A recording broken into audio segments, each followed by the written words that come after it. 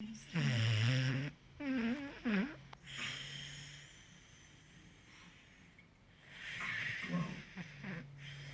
do you remember in third grade, right after my dad died, we were in the cafeteria and I was crying.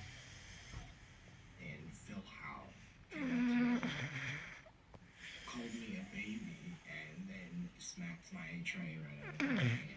And